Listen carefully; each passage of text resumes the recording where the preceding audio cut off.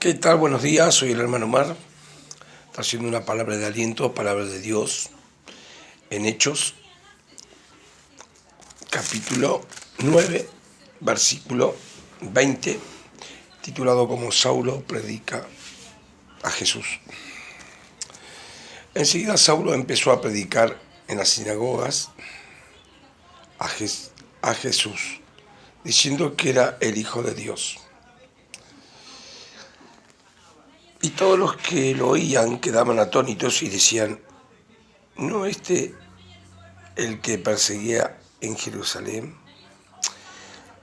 Saulo era un romano que perseguía a los creyentes, estaba en contra del Evangelio, en contra del Evangelio de las buenas noticias, significa, estaba en contra de la palabra de Dios, estaba en contra de nuestro Señor Jesús de Nazaret.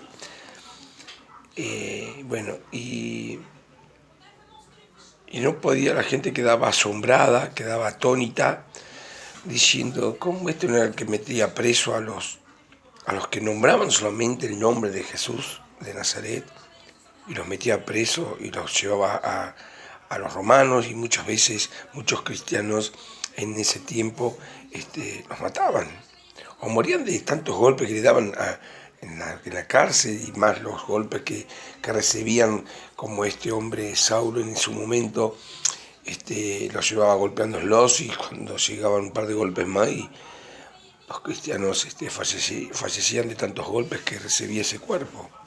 Cuánta injusticia había en ese tiempo, porque los romanos eran los que gobernaban todo. Cuánta injusticia. Y sigue diciendo la palabra, y todos los que lo oían quedaban atónitos y decían, ¿no es este el que perseguía en Jerusalén a los que invocaban este nombre, y a eso vino acá, a llevarlos presos ante los principales sacerdotes? Los sacerdotes significan ser las partes en su tiempo. Estaban los escribas, que ellos les gustaba, le hacían caso los romanos, porque eran los que mandaban toda la parte de la ley, de lo que estaba escrito de parte de Dios, los escribas, y ellos no, en su momento no creían que ya había venido el Mesías de Jesús de Nazaret.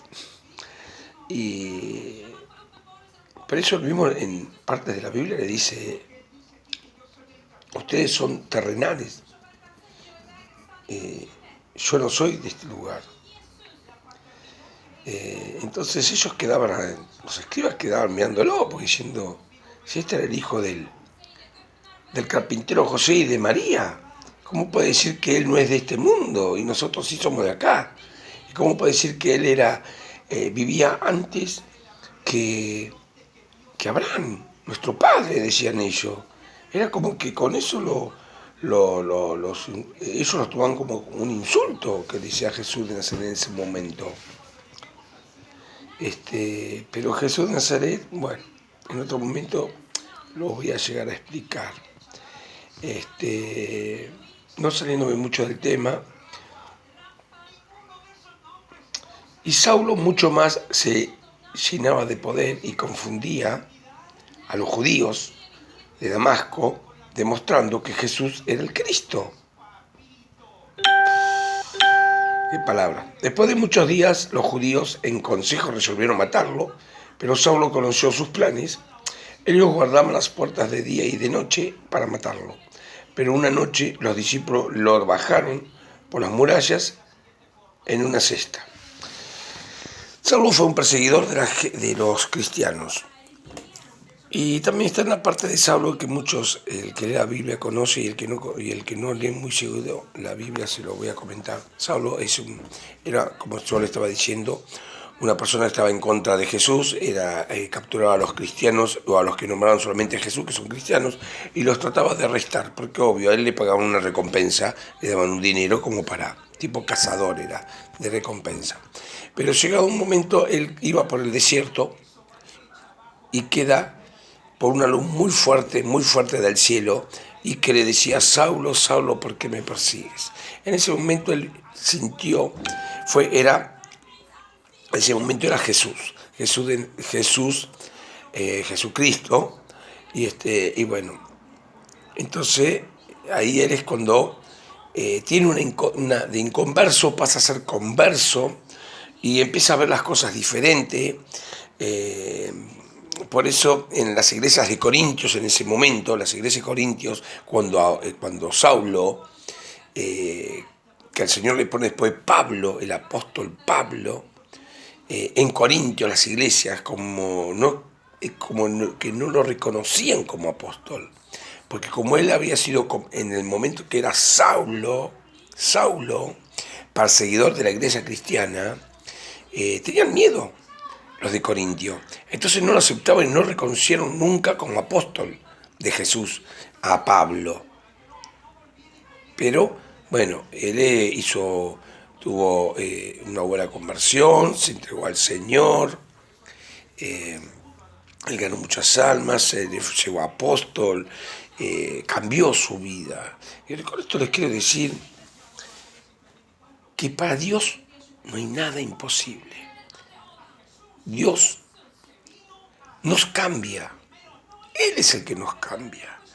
Cuando Él nos hace el llamado, cuando Él nos toca nuestro corazón, cuando nuestro corazón empieza de a poco a despojarse de los afanes de este mundo y de la forma de pensar humanamente, y empezamos a pensar de otra manera o espiritualmente, nuestro ser empieza a cambiar, empieza a ser diferente, porque Dios está obrando en nosotros. El Espíritu Santo, la tercera personalidad, la tercera persona de la Trinidad empieza a obrar en nosotros. Y Él, ¿cómo nos hace cosas viejas? Pasa a ser cosas nuevas. Él nos hace nuevo, Él nos transforma, Él nos edifica.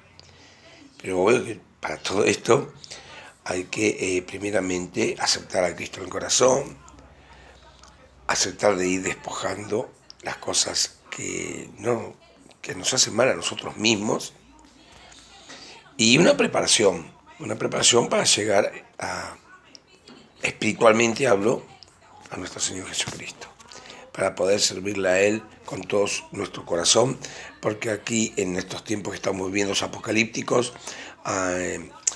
lo más grande que es servir y dar la palabra de Dios, y poder a través de uno mismo ser un canal de bendición y poder ganar almas para el Señor y poder ser un canal de bendición, como les dije anteriormente, y para que muchas personas se acerquen al Señor y no lo vean religioso, porque lo religioso no sirve. Lo religioso, sí, voy los domingos a la iglesia, ya está, no, porque vos sos iglesia. Vos cuando no vas a la iglesia, vas a la casa de Dios. Cuando uno va a la casa de Dios tiene que ir con toda la fuerza, con todo el espíritu para alabarlo, adorarlo. Y ahí, cuando empezás a adorarlo de corazón, a cantarle de corazón, el Espíritu Santo se presenta en ese lugar, se presenta en tu vida, se presenta en tu interior, en tu entorno, sobre vos, dentro tuyo. Te hace ser una persona nueva en Cristo Jesús. Con esto les quiero dejar muchas bendiciones y que Dios me lo bendiga, y muchísimas gracias por escuchar este video. Shalom.